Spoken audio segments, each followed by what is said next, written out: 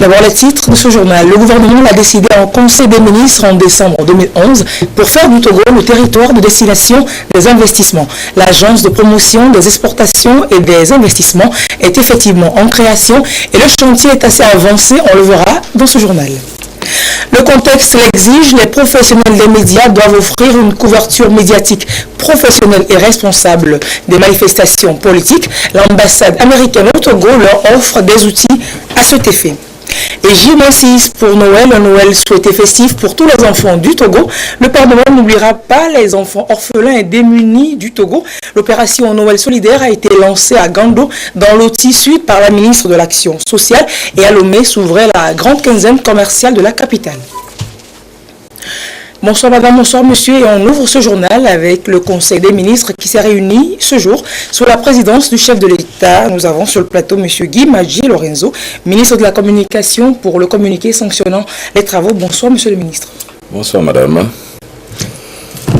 Communiqué du Conseil des ministres du mardi 19 décembre 2017. Le Conseil des ministres s'est réuni ce mardi 19 décembre 2017 au palais de la présidence de la République sous la présidence du président de la République, son Excellence M. Faure Esozimna Gnassingbé. Le Conseil a adopté 2 projets de loi, adopté 2 décrets, examiné en première lecture un projet de décret et écouté 2 communications. Au titre des projets de loi, le premier projet de loi adopté par le Conseil est relatif au règlement du budget de l'État pour l'année 2015. La loi de règlement du budget 2015 rend compte de l'exécution de la loi de finances initiale numéro 2015-001 du 8 janvier 2015 portant loi de finances gestion 2015 modifiée par la loi de finances rectificative numéro 2015-009 du 12 novembre 2015 intervenue au cours de l'année.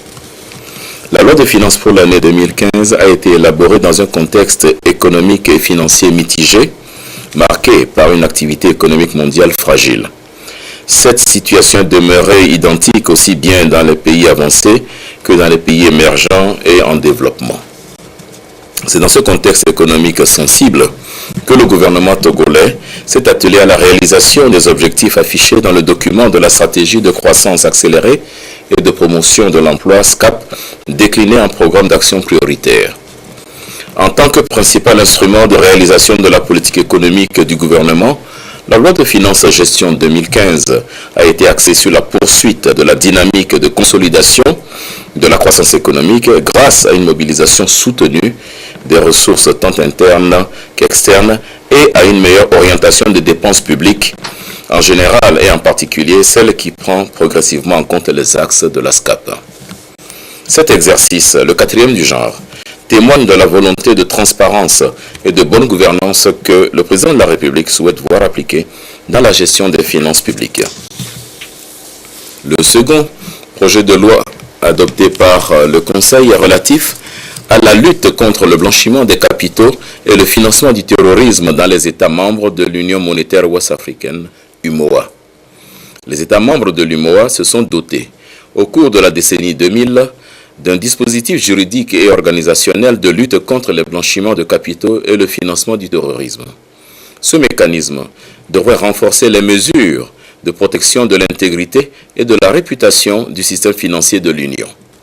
Les actions menées au niveau communautaire ont abouti à l'adoption par le Conseil des ministres de l'Union des principaux instruments juridiques et à leur transposition dans le corpus togolais. Suite à la révision des recommandations du groupe d'action financière GAFI relative à la lutte contre le blanchiment des capitaux et au financement du terrorisme intervenu le 15 février 2012, il est apparu indispensable de procéder à une relecture des textes juridiques en vigueur dans les États membres de l'UMOA. Il s'agit, à travers cette réforme, de mettre en conformité les textes juridiques en vigueur dans l'Union avec les nouvelles normes internationales dictées par le GAFI, combler les insuffisances du dispositif en vigueur relevé lors des exercices d'évaluation mutuelle organisés par le groupe intergouvernemental d'action contre le blanchiment d'argent en Afrique de l'Ouest, GIABA. Prendre en compte les préoccupations recueillies auprès des acteurs concernés lors du recensement des difficultés de mise en œuvre des textes en vigueur effectués en 2012 par la BCEAO ainsi qu'à l'occasion de l'atelier de validation des 10 et 11 septembre 2014.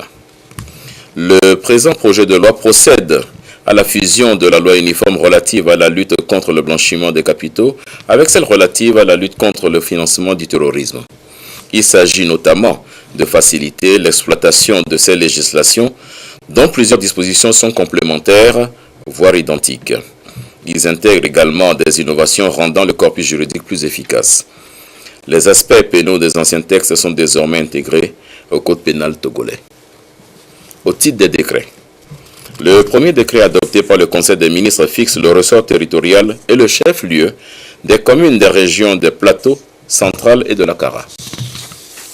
L'adoption par le gouvernement le 11 mars 2016 de la feuille de route et la tenue de l'atelier national sur la décentralisation et suite à la première réunion du Conseil national de suivi de la décentralisation, la loi portant création des communes a été adoptée par l'Assemblée nationale le 23 juin 2017.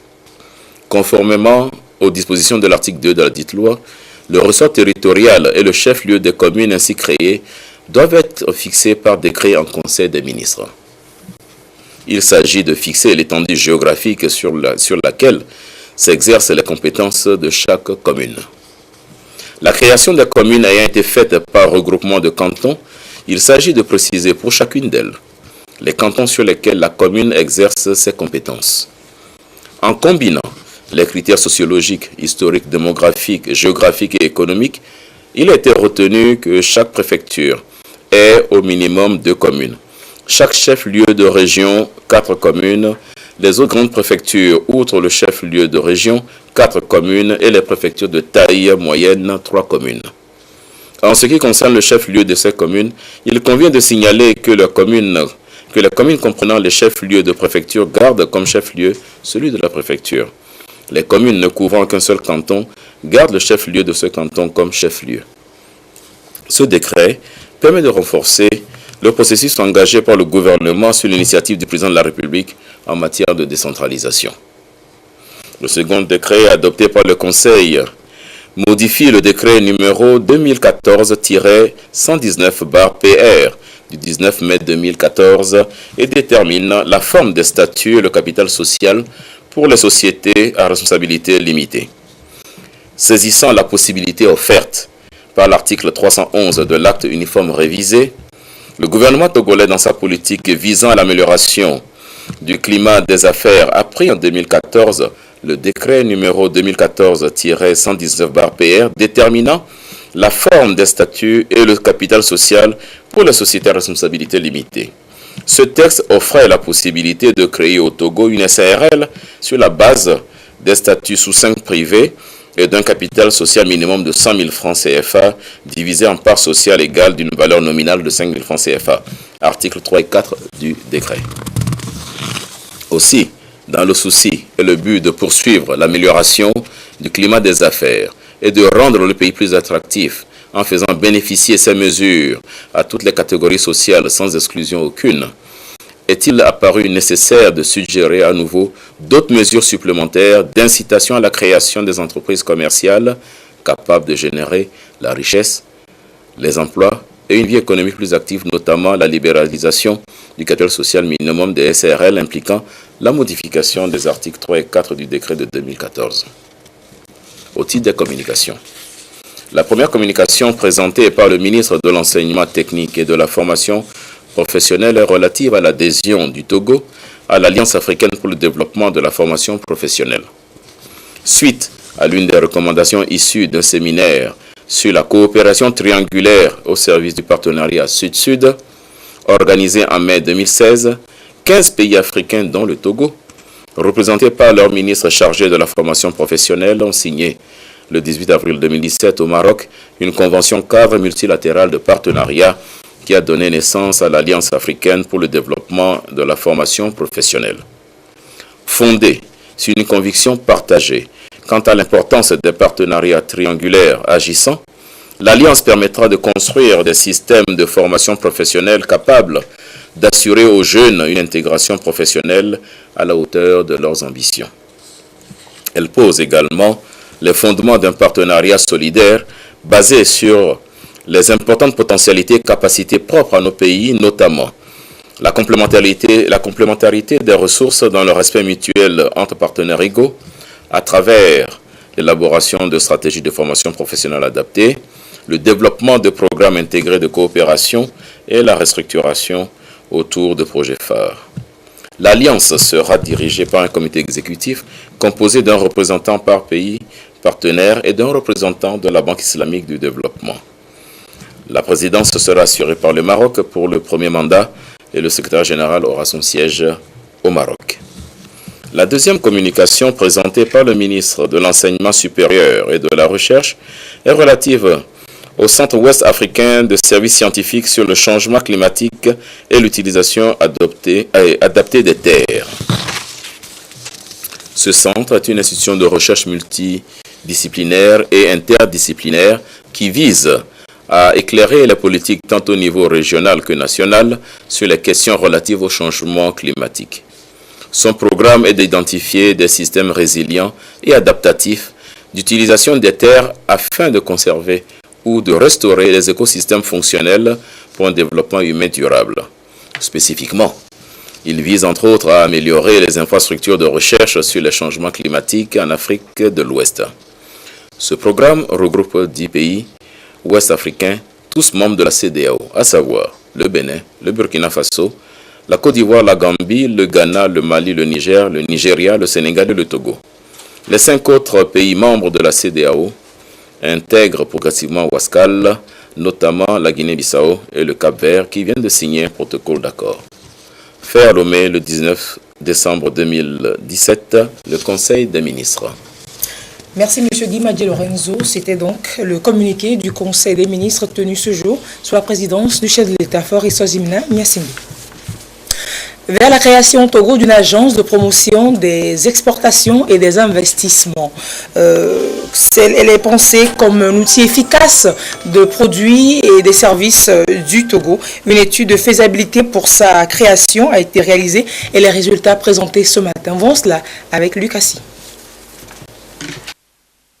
Au cours de ces 3 dernières années, le Togo connaît une hausse des importations en valeur et en quantité entraînant une dépendance structurelle vis-à-vis de l'extérieur pour les produits de consommation. Ce déséquilibre commercial s'explique par la baisse de la demande chez les principaux partenaires commerciaux. Et pour redresser la pente, le gouvernement ambitionne de créer une agence togolaise de promotion des exportations et des investissements. Elle aura pour mission d'accroître les recettes d'exportation, mieux gérer les dépenses d'importation et de réduire la dépendance budgétaire extérieure du Togo. Les études de faisabilité pour la création de cette agence sont ici présentées. Cette étude a consisté d'abord à procéder à une analyse approfondie du dispositif national d'appui au commerce et à l'investissement au Togo pour voir quelles sont les forces et leurs faiblesses, quels sont les services qui sont fournis par les différentes institutions, publiques comme privées,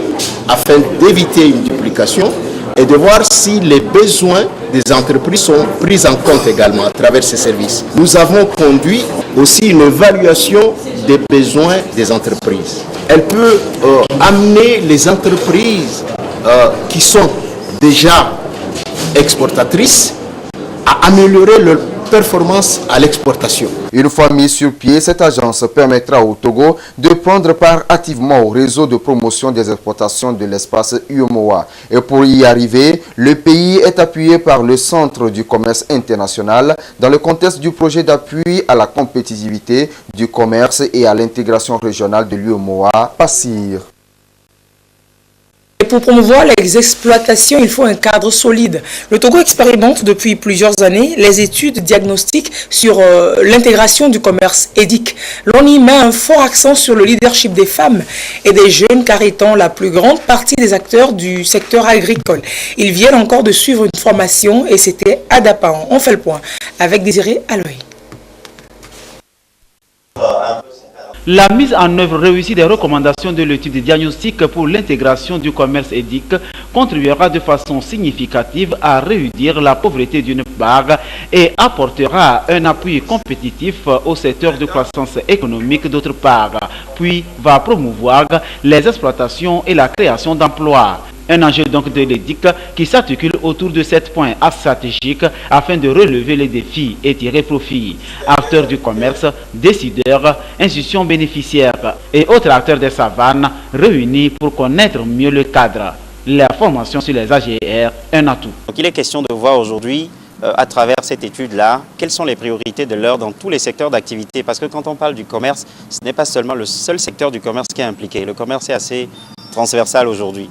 Donc il y a beaucoup de résultats, beaucoup d'axes prioritaires qui ont été identifiés dans l'EDIC et qui ont été rappelés dans chaque chef-lieu de région économique à l'endroit des opérateurs économiques. Au niveau des axes, il s'agit notamment du climat des affaires. De l'autre côté, nous avons aussi le développement des compétences.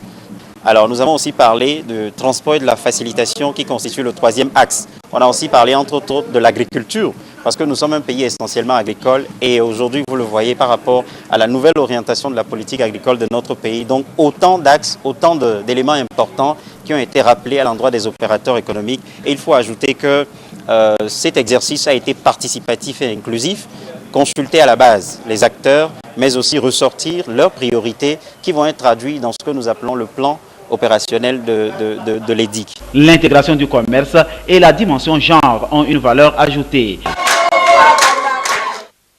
Et le programme d'appui au développement à la base fait son évaluation après ses 12 derniers mois d'exécution. Son objectif est d'améliorer les conditions de vie des populations vulnérables. Alors, qu'est-ce qu'il en ressort concrètement? La cellule de gestion du PRADEB, ensemble avec les partenaires techniques et financiers, font pour la 4e fois le bilan des interventions aux fins de réajuster le tir si nécessaire. La rencontre se tient à Kpalimé et on en parle avec Nathalie Panégué. 4e revue annuelle du programme d'appui au développement à la base PRADEB.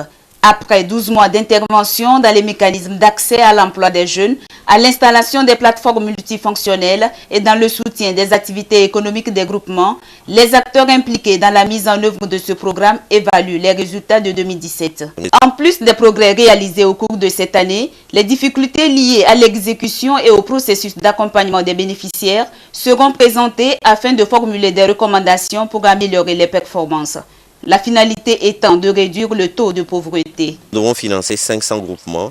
Nous sommes aujourd'hui à moins de 400. Donc il nous faut travailler plus pour que le reste des groupements soit financé. Nous devons installer 200 plateformes. Nous sommes à 193. Pour les jeunes entrepreneurs, nous devons financer 1500 jeunes entrepreneurs. Nous sommes à moins de 800. Donc, il nous faut également redoubler d'ardeur. Depuis la mise en œuvre de ce programme en 2013 à ce jour, environ 5 000 jeunes et 15 000 femmes ont bénéficié des appuis en termes de formation, d'équipement et de financement. Plus de 280 000 personnes ont accès à l'énergie grâce aux plateformes multifonctionnelles installées et près de 7 000 emplois ont été créés. Ce programme prend fin en 2018, mais déjà, de façon globale, le taux d'exécution physique est de 90% contre un taux de réalisation financière de 81% sur un fonds de 5,5 milliards de francs CFA. Et la tournée nationale du ministère de l'Urbanisme, de l'Habitat et du Cadre de Vie a connu son étape 5AC. La ville aura bientôt aussi son plan directeur définitif discuté avec les populations au cours d'une rencontre dont nous rend compte ici Désiré Aloy.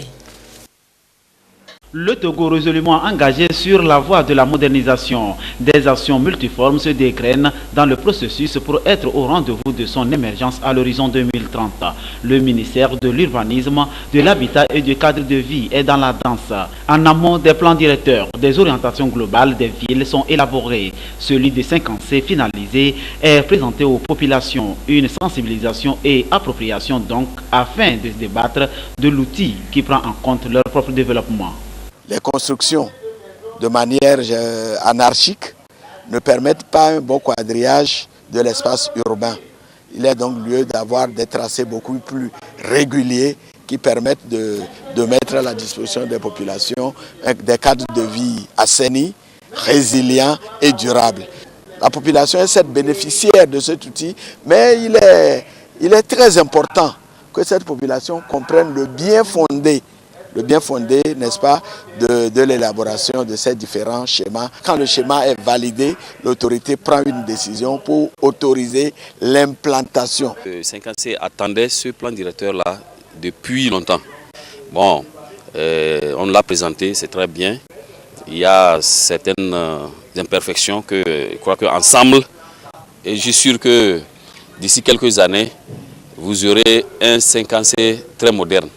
Pour cette mission dans les savanes, Mango, Tandjouar, Bombouaka, à l'instar de 5C, sont prises en compte pour permettre aux populations directes d'être au parfum de leur plan directeur, voir si son contenu reflète réellement leurs préoccupations qu'ils avaient énumérées avant l'implantation.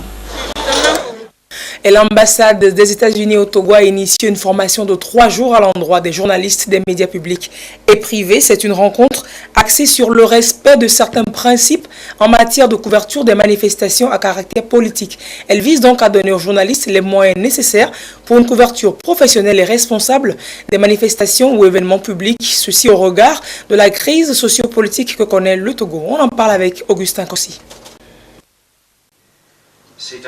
Dans la crise sociopolitique que traverse le Togo, les médias jouent un rôle primordial dans la couverture des manifestations ou événements publics.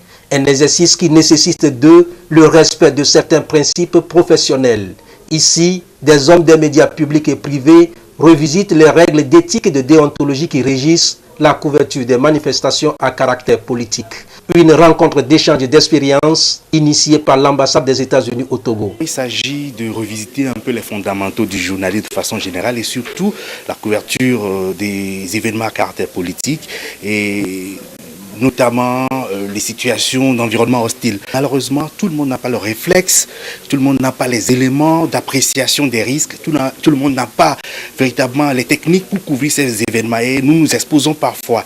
Et du coup, il s'est agi pour l'ambassade de nous faire appel pour partager notre expérience avec les collègues, les amener à prendre des dispositions pour ne pas tomber dans les difficultés liées à cette façon de travailler, notamment en situation où on est appelé à couvrir des actes de violence, des situations compliquées, et ce qu'on appelle les situations d'environnement hostile. Il s'agit de faire la distinction entre la couverture de l'actualité politique et les autres sujets d'actualité selon l'ambassade des États-Unis au Togo. Pendant 3 jours, ces professionnels de médias vont parcourir les principes sacro-saints de leur métier, notamment ceux qui ont trait à l'indépendance du journaliste, sa liberté et sa responsabilité. La session sera ponctuée également des séances pratiques pour les amener à une couverture professionnelle des manifestations publiques. 18 décembre, journée mondiale des migrations. Terre des Hommes a Lomé à focaliser les attentions sur les enfants et jeunes migrants. Son projet Coral veut leur offrir une meilleure protection. Divers acteurs se sont ainsi retrouvés hier pour réfléchir autour de ce défi. Mireille Ali et Christine Petchekialoudé sont allés voir ce qui se disait. Compte rendu. La mobilité, selon les acteurs de protection des droits de l'enfant, touche en Afrique un enfant sur 5 et 1 sur 45 dans le monde. Ces déplacements peuvent être dus aux catastrophes naturelles, aux conflits ou à la recherche du mieux-être. Malheureusement, ces jeunes et enfants sont exposés aux abus de tout genre. Le projet de protection des enfants migrants le long du corridor Abidjan-Lagos de Terre des Hommes et ses partenaires cible ces enfants en vue de leur meilleure protection. À l'occasion de la journée des migrants, journalistes, acteurs de protection des droits de l'enfant échangent sur le sujet en vue de parvenir à des solutions appropriées. Nous avons pour mandat de protéger l'enfant où qu'il se trouve. Il faut que les politiques puissent intégrer les questions de la migration. Le projet combat la mobilité précoce à risque et toute forme de maltraitance. Elle s'appuie sur les mécanismes communautaires de protection, le renforcement du cadre légal et institutionnel de protection et la synergie d'action entre les acteurs. Il est mis en œuvre dans 5 pays, le Ghana, la Côte d'Ivoire, le Nigeria, le Bénin et le Togo. Alors intéressons-nous plus aux migrations en général. Le déplacement d'individus d'une zone à une autre et pour diverses raisons est un phénomène probablement aussi ancien que l'humanité. Aujourd'hui, la question occupe une place importante dans les discours politiques. La migration est surtout décriée. Mais dans ce dossier de Christine Petchekialoudé, on verra qu'elle peut être aussi source d'opportunités. 244 millions de personnes selon les Nations Unies sont migrantes dans le monde.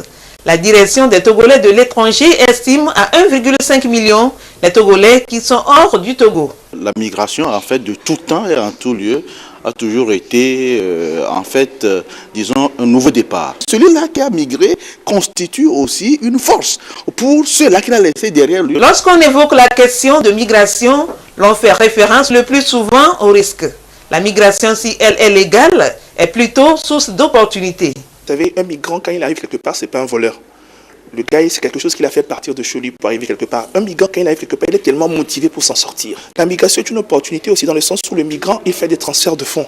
Le Togo reçoit chaque année, depuis 5 ans maintenant, 180 millions de dollars en moyenne par an. Le problème est à deux niveaux. Le premier problème, c'est de créer ce qu'on appelle des canaux légaux de mobilité. Des canaux facilités pour permettre à des gens qui veulent partir, de pouvoir partir librement. Depuis 2012, au moins 33 milliards de dollars sont mobilisés chaque année par les Africains de l'étranger en termes de transfert de fonds. Le Togo est passé à une stratégie de migration avec l'appui de l'Union européenne. Le but est de mieux la coordonner pour que les départs et les retours soient bénéfiques à tous. La stratégie s'appuie sur l'actualisation des accords bilatéraux, la protection sociale des migrants et de leurs familles. Elle met également l'accent sur le développement et le suivi de l'évolution des migrants. Susciter l'émulation et promouvoir la culture de l'excellence au sein du personnel, le ministère des Affaires étrangères et de la coopération et de l'intégration africaine qui justement gère les migrations, le ministère distingue ainsi chaque année ses meilleurs agents. Cette année, 3 prix ont été octroyés. Le prix du personnel, le prix de la meilleure secrétaire et le prix de l'excellence. Découvrons les valeureux travailleurs dans ce sujet de Sergine Raimondo et Carmen Madjé Akakou. Manafi Bodé, diplomate chargé d'études à la direction de l'intégration africaine, s'est distingué par la qualité de son travail parmi les cadres du ministère des Affaires étrangères pour le compte de cette année 2017. Il devient ainsi lauréat de la 4e édition du prix de l'excellence. Il remporte donc un billet d'avion Lomé-Paris-Lomé, une enveloppe financière et un ordinateur portatif. Nous avons eu la chance de connaître un ministre des Affaires étrangères très dynamique, qui s'est fixé des objectifs, des valeurs, notamment la compétence, la rigueur et l'excellence. Nous avons juste marché dans les pas de sa volonté et je pense qu'aujourd'hui ce travail est récompensé. C'est depuis 2014 que le ministère des Affaires étrangères a institué ce prix pour motiver et encourager les diplomates et fonctionnaires du ministère à la culture de l'excellence. Le ministre, chef de la diplomatie togolaise, a donc convié tout le personnel à prendre la mesure de leurs actions pour que la diplomatie togolaise soit plus rayonnante dans le concert des nations. Le souhait est que tous les agents de ce ministère puissent s'atteler au travail et que ce travail-là puisse bénéficier à notre pays, le Togo. Aujourd'hui, le Togo compte sur vous. Vous avez l'avenir, l'image du Togo d'aujourd'hui et de demain, l'avenir des relations diplomatiques entre le Togo et les autres pays, entre le Togo et les institutions internationales, repose sur vous. Vous êtes jeune, vous avez l'avenir, donc comme ceux qui ont eu les prix dans les années passées et la 4e édition cette année, vous qui n'avez pas encore le prix, continuez à travailler pour vous faire remarquer. 2 autres prix dénommés prix du personnel et prix de la meilleure secrétaire ont également été décernés à Aya Linda, secrétaire, et Jean Lomado, agent d'entretien au ministère des Affaires étrangères, de la coopération et de l'intégration africaine. Et l'Agence nationale de l'aviation civile est en journée porte ouverte depuis ce mardi à Lomé pour marquer ses 10 ans d'existence. Les visiteurs ont jusqu'à demain mercredi pour aller mieux connaître l'ANAC Togo et ses services. Nous vous y emmenons tout de suite faire un tour avec Gérard Lagoudou.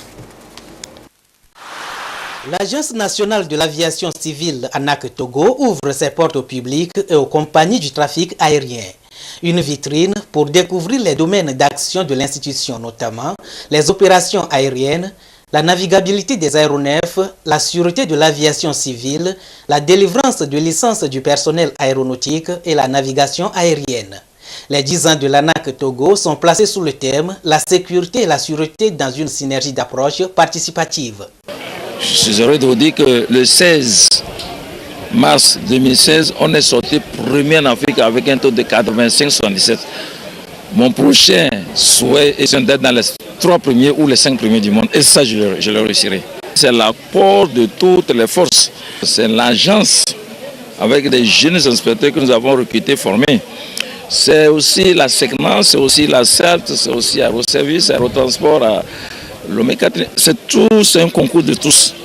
Et la sécurité, la sûreté est notre leitmotiv.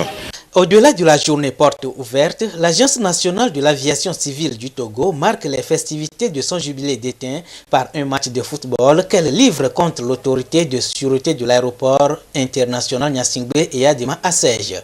Et ce mercredi, il est prévu la remise officielle du certificat d'aérodrome à la SALT, Société aéroportuaire Lomé-Toko.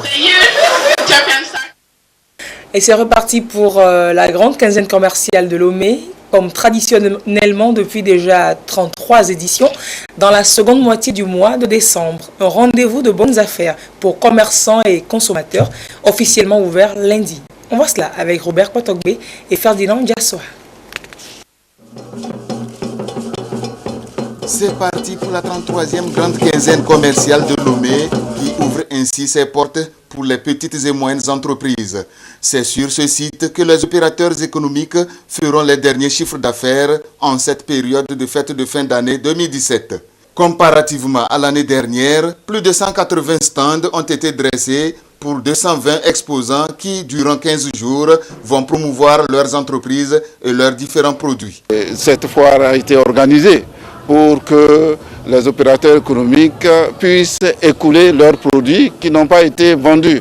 Et en même temps, d'autres vont vouloir se faire voir encore plus en faisant du marketing. C'est bien après la grande foire de Lomé que nous puissions continuer dans ce sens pour que demain, les opérateurs économiques se sentent à l'aise. Il ne peut pas avoir activité sans télécom. Et c'est pour nous, en tant que société citoyenne, de donner le temps. Nous, en tant que société citoyenne, nous offrons l'espace, l'opportunité à ces entreprises de pouvoir venir échanger très rapidement les produits qu'ils ont sous les bras. L'édition 2017 sera célébrée sur 2 sites, à Lomé et à Adétikopé. Une démarche qui s'inscrit dans la dynamique du processus de la décentralisation. La grande quinzaine commerciale, mise à part l'ambiance de fête qu'elle entretient, a des répercussions favorables aux activités économiques et à l'emploi. La grande quinzaine commerciale est rentrée dans les mœurs des populations de Lomé et de ses environs, car c'est à travers cette opération qu'elles trouvent tout ce dont elles ont besoin pour les fêtes de fin d'année à des prix bien négociés. Ces diverses manifestations commerciales créent des emplois avec des opportunités d'affaires et de gestation de micro-entreprises avec les jeunes désireux de se prendre en charge. Cette foire de 15 jours est organisée par la Chambre de commerce et d'industrie du Togo en collaboration avec l'Association internationale des étudiants s'intéressant aux sciences économiques et commerciales AESEC Togo. Elle est ouverte de 9h à 22h. Et pour l'édition de cette année, vous l'avez bien suivi, la quinzaine se déconcentre en banlieue. Adétikopé, au nord de Lomé, connaît aussi cette ambiance foraine avec ses 150 stands aménagés. On les retrouve dans bien de plats dont ils rehaussent le goût. Ils sont riches en multiples vitamines et sels minéraux, indifféremment de leur petite taille. Eux, ce sont les anchois, les petits poissons, de moins en moins accessibles en apparence à la bourse du plus petit consommateur. Mais en réalité, les habitudes n'ont pas vraiment changé. C'est ce qu'on va voir dans ce sujet des étudiants de l'Institut supérieur de l'information, de la communication et des arts de l'Université de Lomé. Autrefois accessibles à toutes les familles, les anchois, aliments qui entrent dans la préparation de plusieurs mets, se font de plus en plus chers. Une situation incomprise des consommateurs. À chaque fois que tu viens, on augmente l'argent. Donc nous-mêmes, on les demande. Bon, eux aussi, ils ont leur motif pour nous dire que ça ne dépend pas d'eux, quoi. Donc à chaque fois qu'on vient, ça augmente de jour en jour. Donc nous-mêmes, on ne comprend rien. Malgré la flambée du prix des petits poissons, les consommateurs n'ont pas perdu leur habitude. Que ce soit dans les maquis ou dans les ménages, les anchois entrent systématiquement dans la préparation des mets. C'est compte tenu du niveau de vie. Donc, quel que soit le prix du poisson, je vais toujours payer le poisson. Je vais l'acheter. J'ai quitté Agoué pour venir pour ça. J'achète souvent du poisson. Pourquoi? Parce que, compte tenu de mon âge, je pense que maintenant, il va falloir laisser certaines vieilles habitudes. Pour mieux comprendre la commercialisation et de facto la flambée des prix des poissons, nous nous sommes rendus au marché du petit poisson, connu sous le nom de Douai-Vissimi. Aujourd'hui, l'affluence n'est pas celle des grands jours, mais certaines commerçantes arrivent à tirer leur épingle du jeu. Pourquoi c'est bien là que le fille et il y a qui a dit à 2 et il y a 7500. Les anchois deviennent de plus en plus rares. Nous nous approvisionnons au Ghana. Cela est toi même fille venu au Ghana mais venu. Il faut souligner que les anchois sont d'un apport nutritif important à l'organisme. Si nous prenons les anchois, nous avons les protéines qui permettent la croissance de notre organisme, également pour l'entretien. Donc, et aussi les anchois renferment les sels minéraux pour pouvoir équilibrer notre organisme. Des arguments qui devraient encourager les consommateurs à inclure les anchois dans leur alimentation, ceci malgré l'envolée des prix. Et restons avec les étudiants de l'ISICA pour nous intéresser cette fois au sujet de la contraception, une méthode de planification familiale. Elle est pratiquée aujourd'hui par nombre des femmes pour éviter des grossesses ou alors pour espacer les naissances. Mais la contraception traîne des étiquettes. Qu'en est-il effectivement? Est-ce que la contraception a effectivement des effets néfastes sur la santé? On découvre dans ce sujet. La prévalence de l'usage des méthodes contraceptives au Togo est de 17,2% selon l'association togolaise pour le bien-être familial, la TBEF. Un taux en dessous de la moyenne puisque les besoins non satisfaits tournent autour de 34%. Et pour cause, les femmes estiment que la contraception présente des effets qui se manifestent de diverses manières. Dame Atandi a été victime de cette pratique. Elle raconte sa mésaventure. J'ai pris un stérilet. J'ai accouché il y a 1 an et demi.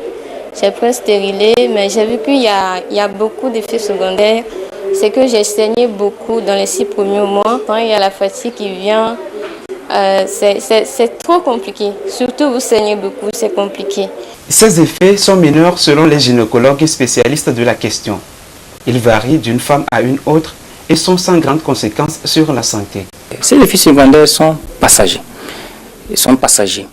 Et parmi ces effets secondaires, nous pouvons citer l'absence de règles.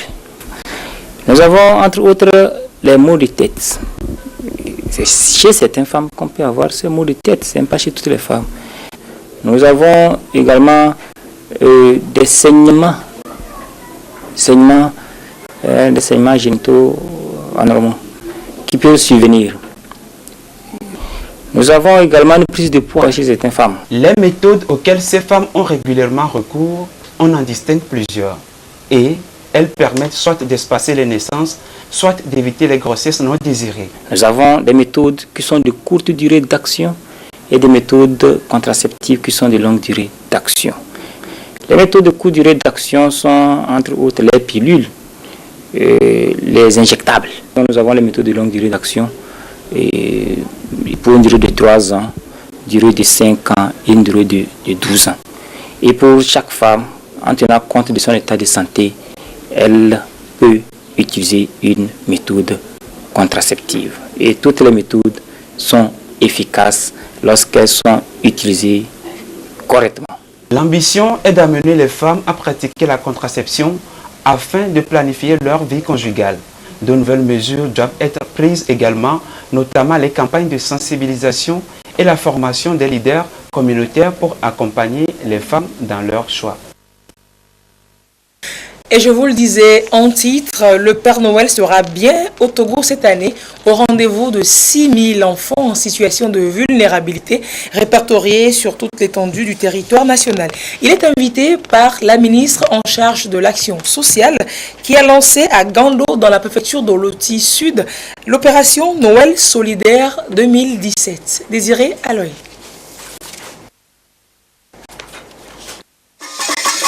Madame la ministre ministre de l'Action sociale, de la promotion de la femme et de l'alphabétisation arrive à Gando, dans la préfecture de Lotus Sud, bras chargé d'un important lot de kits festifs pour les enfants vulnérables de la localité. C'est Noël solidaire 2017 qui est lancé officiellement. Plus de soucis chez ces enfants identifiés. Objectif, c'est d'apporter un grain de joie, une chaleur festive aux orphelins et enfants démunis, cette relève de demain en situation de vulnérabilité. Nous avons choisi de lancer cette opération ici, à Gando, parce que nous nous sommes dit que les enfants des contrées les plus reculées ont besoin de vivre aussi cette ambiance-là. C'est une opération qui vise à offrir des cadeaux aux enfants qui vivent en situation de vulnérabilité. Les cadeaux constituent donc des dons du gouvernement avec l'appui de certains généreux donateurs. Je voudrais donc saisir cette solennelle occasion pour réitérer au nom du gouvernement et au nom des enfants nos sincères remerciements et nos sentiments de profonde gratitude à ces donateurs. Noël solidaire fait partie du plan d'action sociale du chef de l'État pour être davantage plus proche des populations. Les orphelins et les enfants démunis sont à l'honneur pour ressentir l'ambiance de fête de la nativité, leur fête par excellence. Un sincère merci à Madame la ministre pour ces joyeux cadeaux qu'elle vient de nous offrir à l'occasion des fêtes de fin d'année. Nous prions pour cela Madame la ministre de transmettre nos sincères remerciements au chef de l'État et tout son gouvernement. 6 000 enfants au plan national sont identifiés pour cette opération Noël solidaire 2017. Parmi tant de partenaires qui appuient l'opération, il y a la communauté chinoise. Celle-ci, en visite de prospection à Nayega dans la préfecture de Pendial-Ouest, a apporté un soutien de cœur aux enfants. Des maillots, des kits alimentaires et des jouets pour leur permettre d'être dans la chaleur de fête de la nativité. Et l'on finit ce journal avec ce communiqué du ministère de la Sécurité et de la Protection civile. Le communiqué dit ce qui suit. Il m'a été donné de constater que les manifestations de rue qu'organise la coalition des 14 partis de l'opposition depuis quelques mois offrent à certains concitoyens l'opportunité de s'adonner à la vente et à la consommation de stupéfiants, notamment l'herbe de cannabis, sur les points de départ et ou de chute. L'inquiétante proportion que prend ce phénomène interpelle pour diverses raisons tous les acteurs, à savoir les organisateurs, les forces de sécurité et les organisations de défense des droits de l'homme. En effet, au-delà de son caractère répréhensible, ce phénomène est un catalyseur de violence qui émaille certaines manifestations politiques avec parfois des conséquences graves. Chaque acteur devra prendre ses responsabilités pour lutter contre ce phénomène, ainsi qu'il est ressorti d'une réunion de débriefing sur la sécurisation des manifestations publiques politiques tenue le 18 décembre 2017 au ministère chargé de la sécurité. Par conséquent, le ministre de la Sécurité et de la Protection civile invite les organisateurs des manifestations et leurs services d'ordre à prendre les dispositions pour proscrire ou au mieux collaborer avec les forces de sécurité pour éradiquer tout comportement contraire aux lois de la République. Enfin, il tient à rappeler au réseau de vente de drogue sur les lieux des manifestations qu'il s'expose à la rigueur de la loi. Le communiqué est signé par le colonel Damham Yark. C'est la fin de ce journal et pour la suite de votre soirée sur la TVT, tout de suite après, ce sera le journal de l'économie avec Mathias Tsouglou et à 21h, Santé d'abord, votre rendez-vous bien-être avec Carole Péto. Merci donc de rester en notre compagnie. À très bientôt pour de nouvelles nouvelles. Au revoir.